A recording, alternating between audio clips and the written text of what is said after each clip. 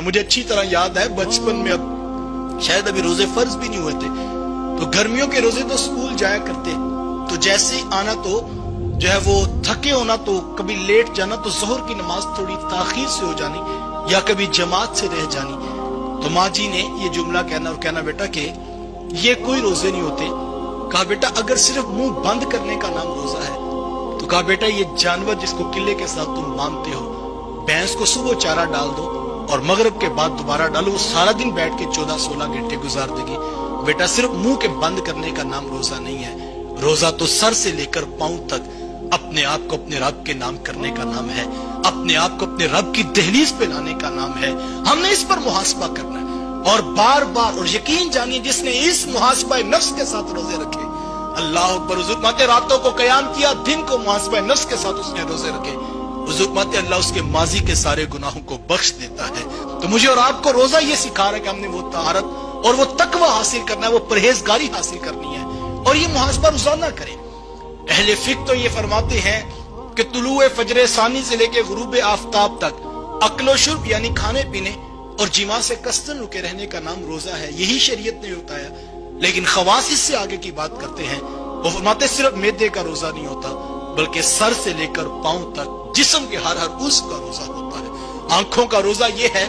کہ وہ غیر محرم کی طرف نہ اٹھے، کانوں کا روزہ یہ ہے کہ فحش کلام ان کے اندر نہ جائے، زبان کا روزہ یہ ہے جھوٹ، گالی یا کوئی غلیظ فحش کلام اس سے سرزد نہ ہو، اور پاؤں کا روزہ یہ ہے کہ یہ نیکی اور خیر کے کاموں کی طرف چلے. ہاتھوں کا روزہ یہ ہے یہ حلال کمانے کی طرف رغبت پکڑے، اور اگر یہ حرام کما رہے تو یہ روزہ ٹوٹ رہا ہے. اس پر محاسبہ کر. ایک چھوٹی سی ریڑھی لگانے والا بھی ہم نے دیکھا ہے، وہ صبح اٹھ کے جو ہے فجر سے پہلے منڈی میں پہنچ جاتا ہے، وہاں پر جا کے کام کاج کرتا ہے اور فروٹ خریدتا ہے، لا کر ریڑھی پہ رکھ کر جو ہے وہ کڑکتی دھوپ پہ سارا دن بیچتا ہے. تو بعض اوقات ہم روڈ سے گزرتے ہوئے دیکھتے ہیں کہ شام کے وقت وہ پھل کی ریڑھی لگانے والا بھی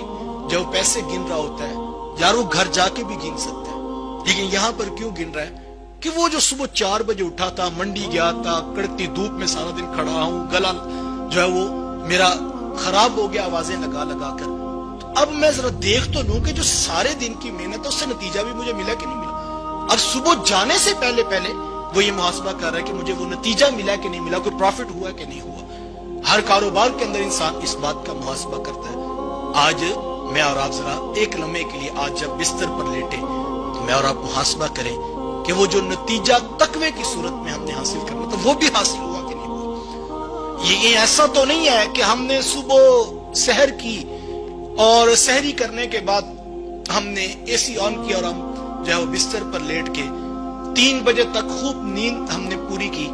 اور ہم اٹھے تو ہم نے کہا بھی تو 4 گھنٹے باقی ہیں، چلو ذرا ایک ٹیلی ویژن پر جو ہے وہ ہم مووی دیکھ لیتے ہیں، 3 گھنٹے اس طرح گزار لیں گے. اور پھر ہم نے دیکھا بھی ایک اور گھنٹہ پڑا، ہم نے کہا چلو یہ رمضان ٹرانسمیشن والوں نے بھی کافی ہلا گلا کیا، اب گھنٹہ ان کے ساتھ گزارتے ہیں. پھر 7 بجے ہم نے افطار کیا اور پھر ہم جا کے پان شاپ پہ بیٹھ کے ہاتھ میں بوتل اور منہ میں سگریٹ رکھ کے ہم نے کہا نہیں روزے بڑے مشکل ہیں جی، بس میں نے رکھ لیا ہے. نہ فجر پڑی، نہ ظہر پڑی، نہ عصر پڑی، نہ نفس کا محاسبہ ہوا، نہ آنکھوں کی طہارت ہوئی، نہ کانوں کو جو ہے وہ فحش کلام سے بچا سکے.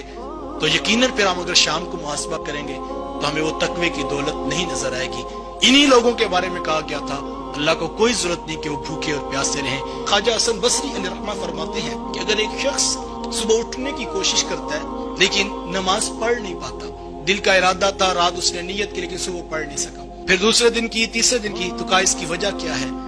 سستی ہے، غفلت ہے، کوتاہی ہے؟ بالکل ہے. لیکن حضرت خواجہ حسن بصری علیہ رحمہ چونکہ تصوف کے بہت بڑے شیخ ہیں تو وہ فرماتے ہیں